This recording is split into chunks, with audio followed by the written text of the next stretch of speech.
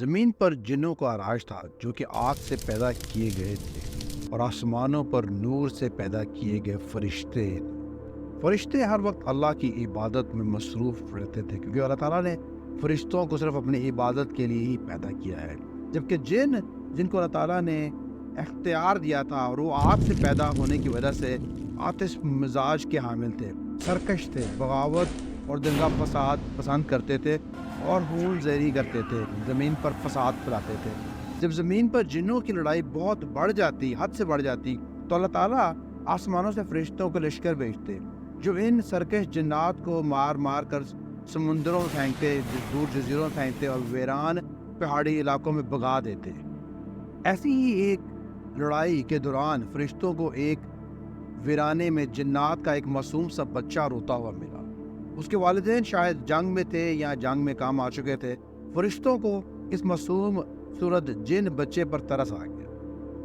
چنانچہ اللہ تعالیٰ کی اجازت سے فرشتے اس بچے کو آسمان پر لے آتے، جہاں وہ اللہ تعالیٰ کی عطا کرتا ذہانت کی بنا پر بہت جلد معلم الملکوت کے نام سے پکارا جانے لگا.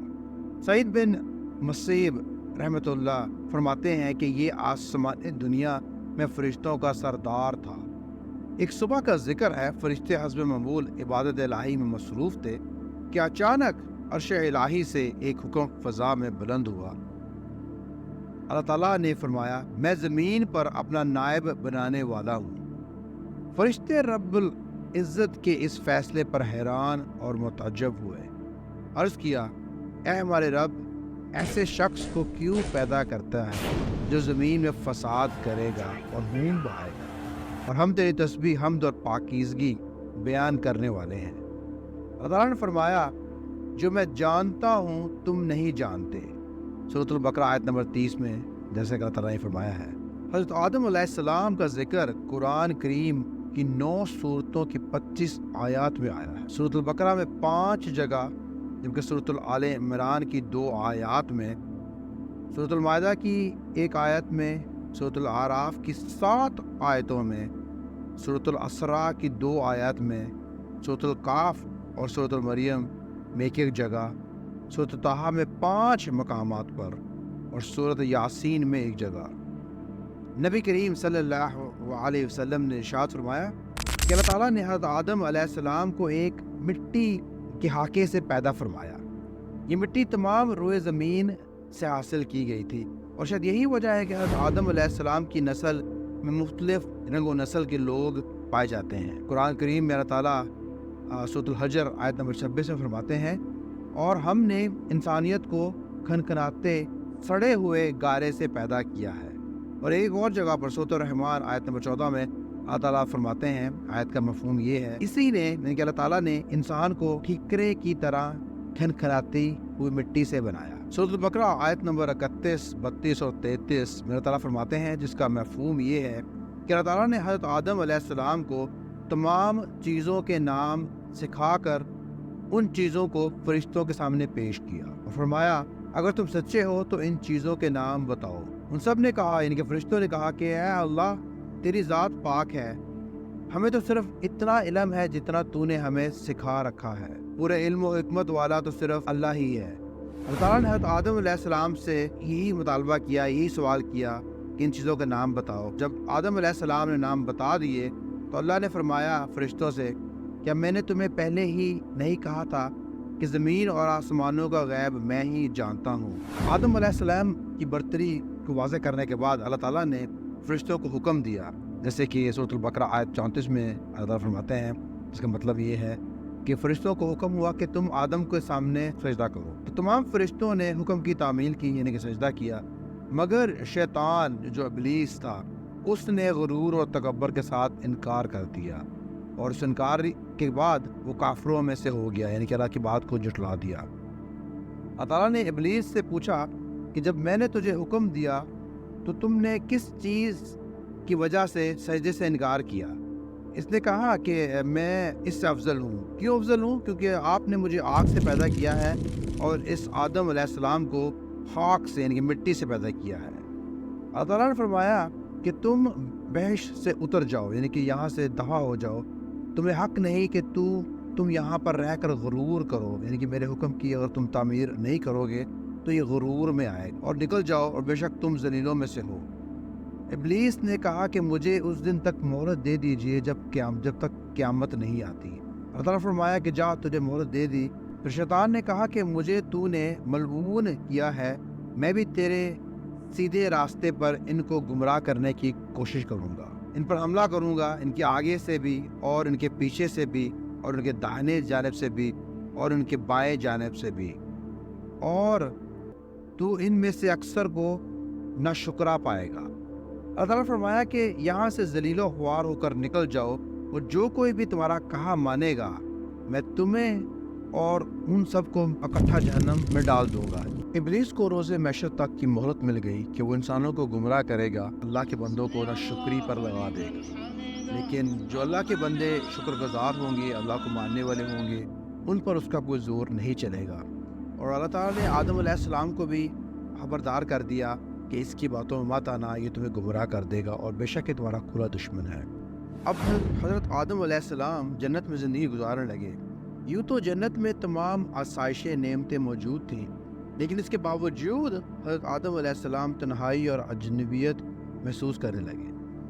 تو اللہ تعالیٰ نے ان کی تنہائی دور کرنے کے لیے اماں حوا کو پیدا فرمایا اور آدم علیہ السلام کا ان سے نکاح کر دیا تاکہ وہ اکٹھے زندگی بسر کر سکے جنت میں، جہاں چاہیں گھومے پھرے اور جو چاہیں کھائیں۔ البتہ جنت کے بے شمار نعمتوں میں سے ایک درخت کی ممنوعیت فرما دی اللہ تعالیٰ نے، اور بولا کہ اس کے قریب مت جانا اور نہ ہی اس کے درخت میں سے کچھ کھانا۔ بس یہاں سے ابلیس کو راستہ مل گیا کہ حضرت آدم علیہ السلام اور اماں حوا کے دل میں وسوسے ڈال کر اور بہکاوے دے کر اس درخت کا پھل کھلانے پر ان کو آمادہ کرتا۔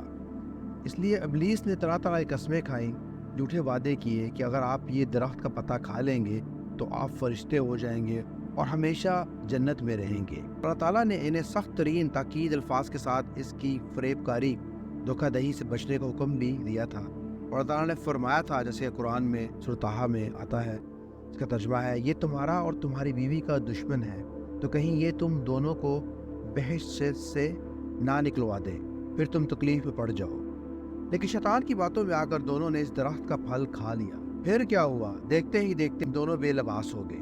خود کو اس حالت میں دیکھ کر گھبرا اٹھے اور جنت کے درختوں کے پتوں سے اپنے جسموں کو ڈھانپنے لگے۔ اللہ تعالیٰ تو شیطان کی ہر چال سے، مکر سے واقف ہیں۔ سورۃ الاعراف آیت 22 میں جیسے کہ اللہ تعالیٰ کہتے ہیں، اس کا ترجمہ ہے، کیا میں نے تمہیں منع نہیں کیا تھا کہ تم اس درخت کے قریب نہ جانا اور شیطان کے ورغلانے میں نہ آنا، یہ تمہارا کھلا دشمن ہے۔ دونوں نے جب اللہ کی پکار سنی تو مارے خوف کے کانپ اٹھے۔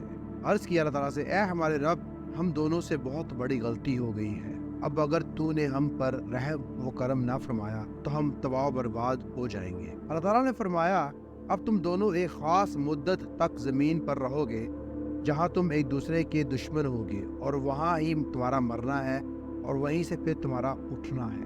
اور اس طرح حضرت آدم اور حوا کو زمین پر رہنے کا حکم جاری ہو گیا۔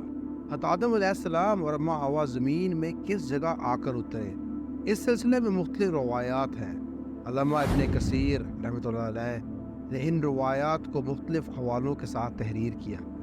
حضرت صدی رحمۃ اللہ سے مروی ہے کہ حضرت آدم علیہ السلام جنت سے ہند میں آ کر اترے اور ان کے پاس حجر اسود بھی تھا۔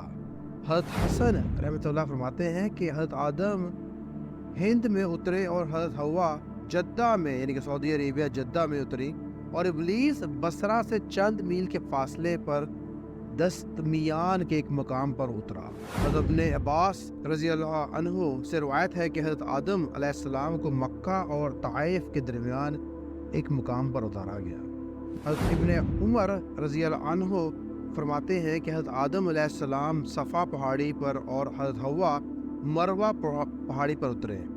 حضرت صدی فرماتے ہیں کہ حضرت آدم علیہ السلام کے پاس ایک مٹھی بھر جنت کے درختوں کے پتے بھی تھے جو انہوں نے زمین پر پھیلا دیے۔ زمین پر قسم قسم کے خوشبودار درخت ان پتوں کی بدولت ہی ہے آج۔ حضرت ابن عباس رضی اللہ عنہ سے بھی روایت ہے کہ حضرت جبرائیل امین حضرت آدم علیہ السلام کے پاس آئے اور گندم کے 7 دانے ساتھ لائے۔ حضرت آدم علیہ السلام نے سوال کیا کہ جبرائیل امین یہ کیا ہے؟ تو انہوں نے عرض کیا اس درخت کا پھل ہے جس سے آپ کو روکا گیا تھا، لیکن آپ نے اسے کھا لیا۔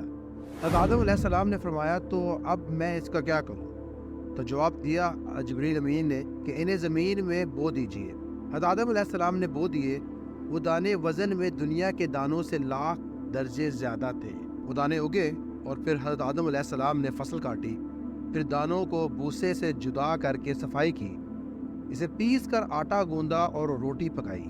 اس طرح محنت مشقت کے بعد اسے تناول فرمایا۔ حضرت آدم علیہ السلام کا پہلا لباس بیڑ کی اون کا تھا۔